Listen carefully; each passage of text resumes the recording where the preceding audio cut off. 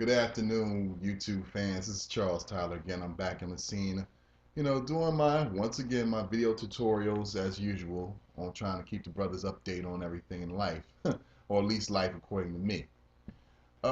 Today I'm doing this video in response to the movie documentary Frustrated Black Men in Brazil, all right, by my man Agrias. Agrias, if I get his, forgive me if I got his name a little slipped up there. But I wanted to get, my interpretation of what the video was all about and, you know, why brothers should travel, okay? Why brothers are traveling, good brothers, okay?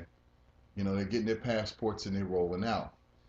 And, I just wanted to, you know, just just put it out there, just to let the brothers know why we do what we do, why the movie itself went the way it went, and the message that it was given. Okay, and in my view is that today's African American families being ripped apart. All right, black men in particularly, at least a good black man is being pushed away.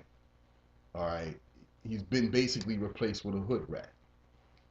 So what brothers are doing these days is we're traveling to other foreign countries and we just find a much more different black woman. Okay? Because once again, as I say in my videos, I love black women. Okay? There will never be no different. But African American women, I lost faith in. Okay? You know, and I have to do what I have to do as a man. Okay? And as you can see, I did find happiness in the arms of another black woman, but in another country. All right, and that was some happy times, and still is. You know, but like I said, a good black man has to do this. They have to travel, because nowadays is either you don't do this, or you know what has been told to me is that you're going to have to put your swag game on there. You have to be somebody else to an African American woman in this country. Otherwise, she won't want you. She'll put you through hell. Good black men in this country of the USA finish last. Keep in mind, in the USA, outside of this country, it's a different world. All right, it's a different view.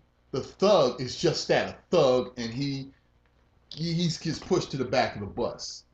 Okay, he doesn't get picked over a good man. Okay, a good man always comes first, not these thug hood rat criminals out here today that these black women seem to worship, seem to run behind quick. I'll even give you a prime example. One time, about a couple of years back, I met up with this girl, I knew a while, all right, and I told her, I said, look, why don't you and I go out on a date? I'll take you on the Spirit of Philadelphia. We have a good time, something like that. I treat you like a lady should be treated.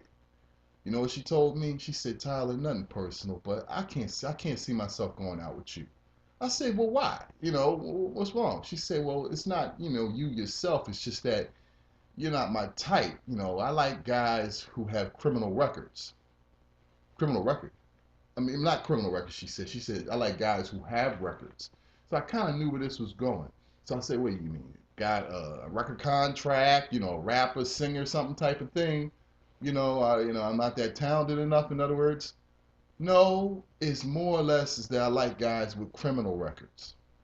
I froze right there. I said, are you serious? And then I caught myself and I said, you know what? You're absolutely right. I'm not your type.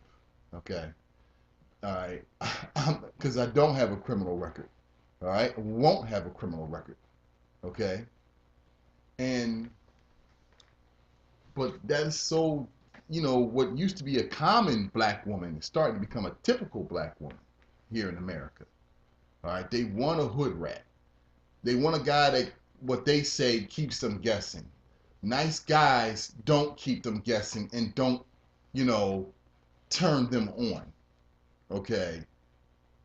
And the end result is that the women always wind up with a bad situation and then complain about it.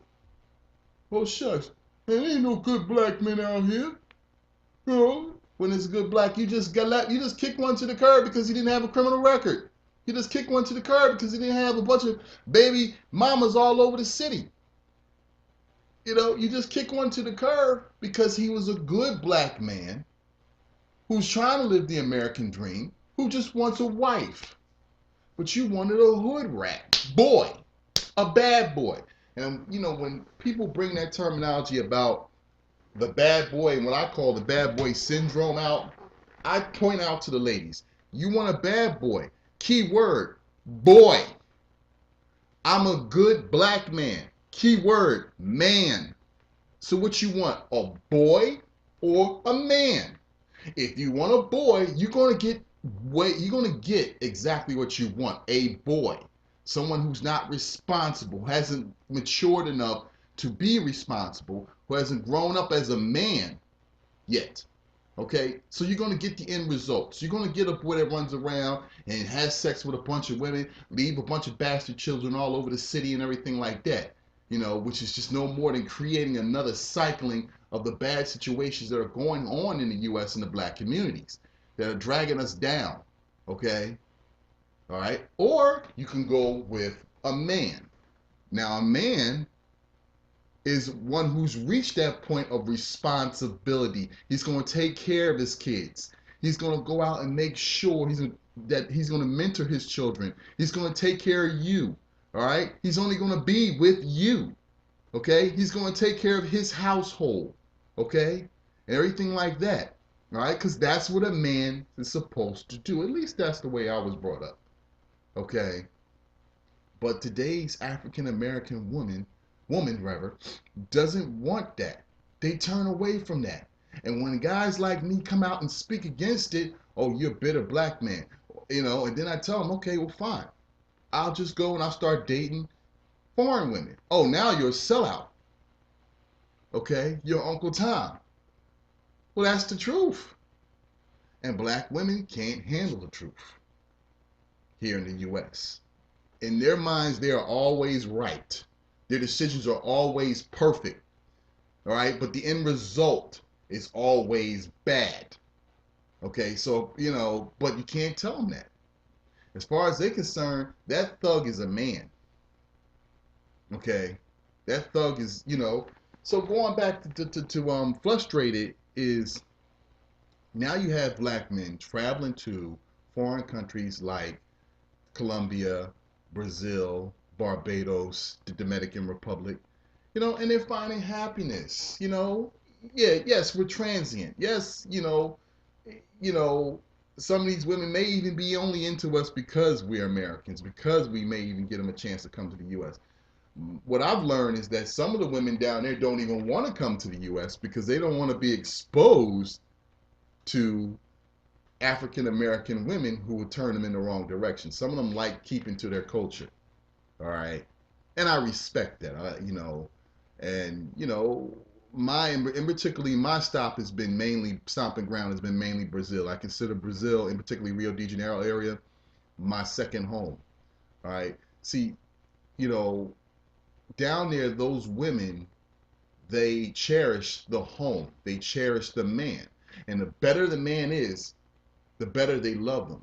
As long as that man takes care of them, as long as that man shows the responsibility of being a man and not a boy, that bad boy shit don't work down here in Rio de Janeiro, Brazil. Okay? Because these women are not looking for boys. They're looking for men. Okay? And, when I'm down here, all right, these women, they treat me like a man is supposed to be treated. Shame I can't get that here in the U.S. I have to travel 5,500 miles south of the border to get that. Okay? And it's sad that that has to happen, that I have to go that far. But it's okay. It's okay. And really, in a way, I wouldn't say all sad. In a way, I'm happy. Because since I stopped dating African American women, started dating other women, other black women of other countries, of other cultures and other nationalities, it's been a whole lot more of an easier ride. All right, because I don't have to play the role of being a thug. All right? I like being me, a nice guy. Okay? That's what I am. That's the way I was brought up. I was brought up not to run all over my woman. Okay? All right? I was not brought up in a matriarchic house. Okay? All right? Even though my father and my mother, they divorced when I was pretty young. All right? But I know where my father was. He still was in my life. I know where my mother was, of course. All right? My grandparents stepped in mainly, and my grandfather taught me how to treat a woman.